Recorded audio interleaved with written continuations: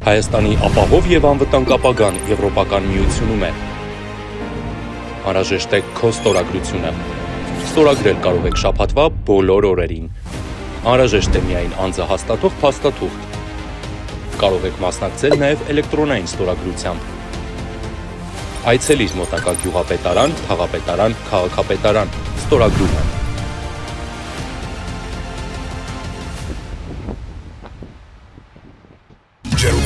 Ուրեմն իդեալ։ Ձեր բերեք ձեր բնակարանի ջերուցման համակարգը իդեալ համակարգի խանութ սրահներից սկսած 259,900 դրամից։ My name is Anja Welaschek and I'm the international editor at the German newspaper Tagesspiegel. And please join me in a warm welcome to our panelists this morning. Ararad Mիրզոյանի, he is the foreign minister of Armenia. Please join me in giving him a hand and welcoming to this panel. Ararad Mիրզոյանի has been his country's foreign minister since 2021. From 2018 to 2019, he was the deputy prime minister of his country. He served 2 terms as a member of parliament, and from 2019 to 2021, he was the president of his country's parliament. Thank you so much for joining us. We'll, of course, look specifically at Armenia today, but since we're talking about global order, let's start off with a very current development-related topic. Iran, a neighboring country to Armenia, fired more than 100 rockets on Israel last night. Are you concerned that there will be a regional war, and what would be the implications for your country? Well, good morning everyone. It's a pleasure to be here, and I'm looking forward to an interesting discussion. And the very first question was quite a tough one, I should confess. You know, we in Armenia, if you know the general geopolitical situation and the trends and the policies in South Caucasus, we in Armenia, we do our best to achieve peace in our region. And here we see that some other countries in larger neighborhoods strike each other with missiles. Of course, we are concerned. Of course, we cannot encourage or welcome any escalation, and we can only hope that this conflict finds its soonest possible settlement. Let's zoom in a little bit. The conflict around the Karabakh region has been a driver of conflict between Armenia and Azerbaijan for decades, and a little more than a year ago, following the offensive by Azerbaijan, more than 140,000 people were displaced and found refuge in Armenia. And how has Armenia managed to take in this massive influx of people? In terms of only receiving the refugees, the forced displaced population of Nagorno-Karabakh, it was a huge challenge, you know, and I think for any government in the world, it is quite a challenge to receive more than 100,000 refugees in 2-3 days. We did our best to meet the immediate needs of these people, give them shelter, I don't know, food, some things, essential things. And of course, we applied to the assistance of the international community, and we appreciate all the assistance we achieved. Now it is the time for the next stage, I would say. We need to somehow meet the mid-term and longer-term needs. And first of all, here I'm speaking about the housing problem, but also employment, and bigger efforts would be needed here. But our policy is that if there is no possibility, no opportunity for these people to go back to their homes, then our policy is to make every possible effort to ensure that these people are integrated into the society of Republic of Armenia, find their job, and build their new homes in our country and stay in Armenia. And how has this development impacted your government's efforts to democratization in Armenia? Well, not only this influx of refugees, but the roots of this issue. I mean, the attack of Azerbaijan, and it happened in 2023, but the whole story started in 2020 when a war was launched by Azerbaijan against Nagorno-Karabakh, and then in the course of the war, or during the aftermath, Azerbaijani forces entered and invaded also into the sovereign territories of Republic of Armenia. So this is the whole story. And of course, in this situation, many in Armenia came up with the questions. They start questioning the efficiency of democracy. And, you know, interestingly, the question was like the following: okay, democracy is probably good internally for the prosperity of the people, etc., but whether democracy is able to ensure our security as well. So after the war, which I spoke about, a serious internal crisis emerged in Republic of Armenia, and to give some solution to this situation, we decided to have snap parliamentary elections. We had snap parliamentary elections in 2021, and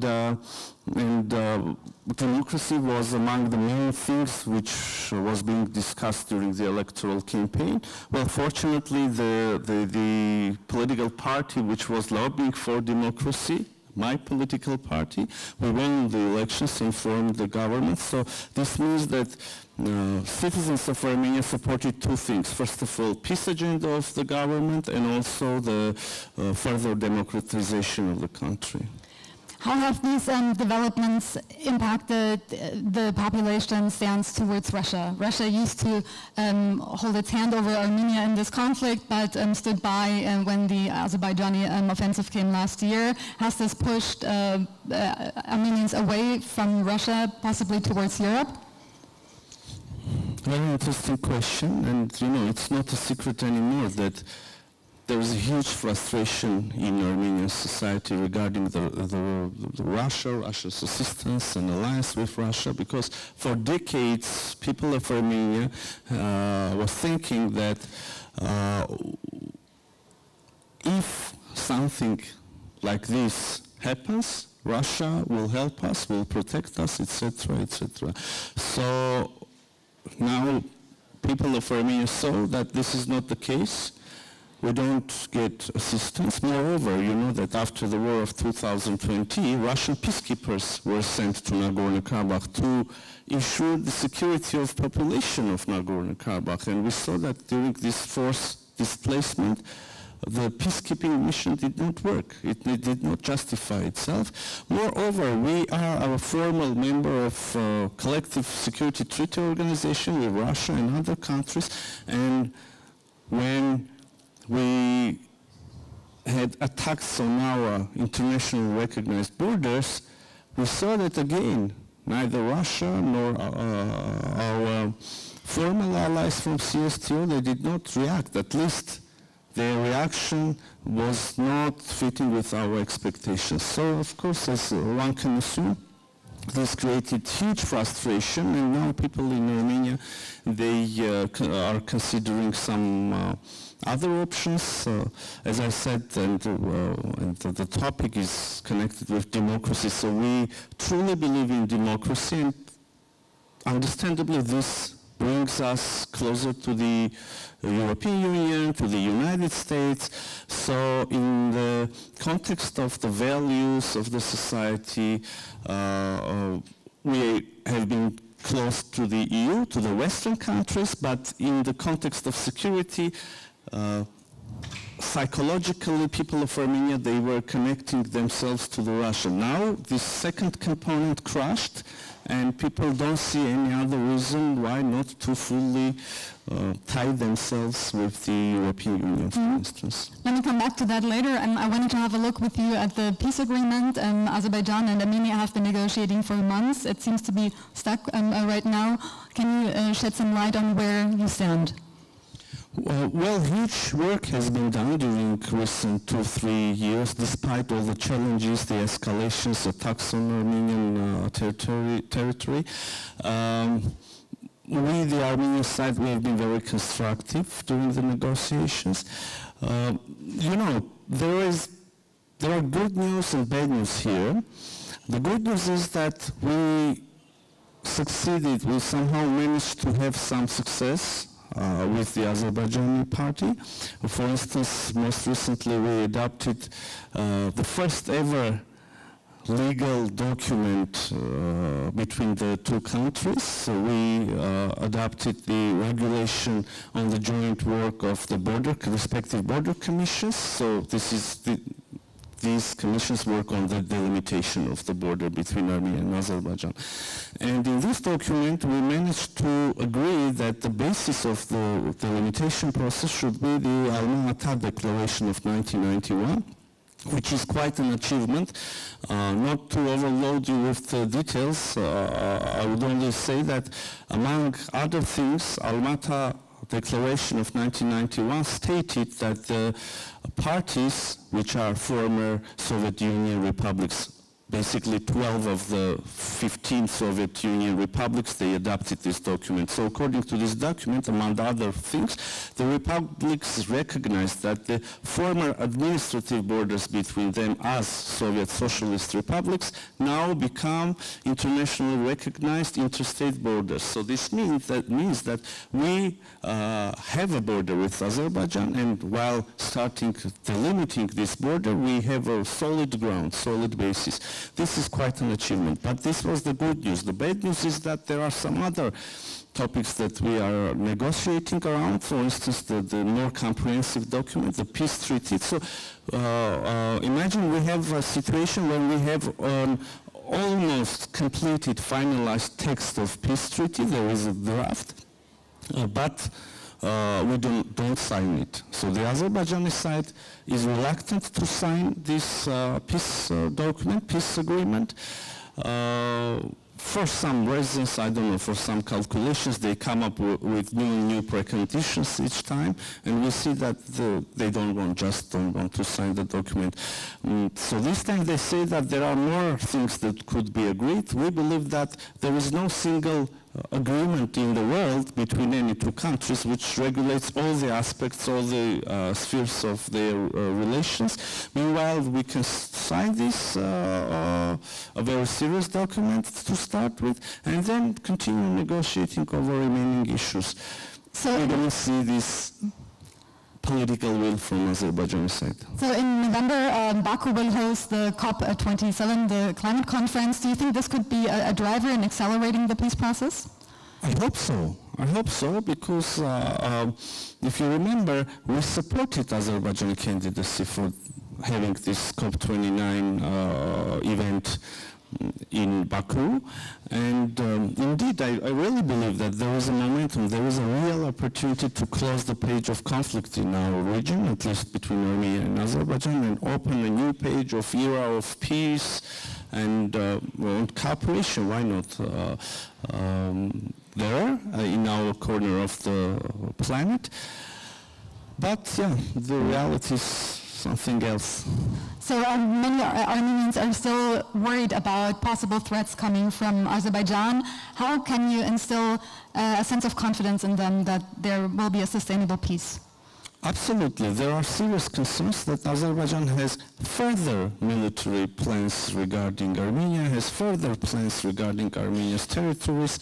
I can bring an example. Nowadays, Azerbaijani side uses the narrative of Western Azerbaijan, which, basically coincides with almost the whole territory of the Republic of Armenia. They assure us that this is not a territorial claim, but unfortunately the impression is completely different. So you ask how we can, or me as a minister, or my government can give confidence. Unfortunately, I cannot give a confidence, but because I am not confident about the peaceful plans of Azerbaijan. Well, I would say that's a bad point of start for peace negotiations, but let's hope that there will be progress. The EU has been sending a monitoring mission to monitor the border on the Armenian side. And what difference has this made? EU sent a monitoring mission, and interestingly, Azerbaijan did not agree to have the same mission on their side of the border. So this mission monitors the situation only from the Armenian side of the border. And we should confess that since its deployment, there hasn't been any major escalation. So it works, it really works, and we highly appreciate this effort of the European Union. And by the way, speaking about the European Union, if you don't mind, this is not the only tool that now is used to strengthen Armenia's resilience, be it economic resilience, be it, political resilience, or to ensure somehow stability in the region. So there are several other tools which are aimed to strengthen Armenia's resilience, as I said, but also to bring EU closer to Armenia and Armenia closer to EU. We just launched the visa liberalization dialogue. We just got the support of the European Union under European Peace Facility, which is, almost an unbelievable thing, having in mind, considering the fact that Armenia is still a formal member of the CSTO. Mm-hmm. And some other things. We now work over a new comprehensive document, which is entitled a new partnership agenda. So more is coming. Could Armenia, Father? Many things are happening between Armenia and EU. Yeah. Okay. Could Armenia fathom leaving the CSTO? We have frozen our membership.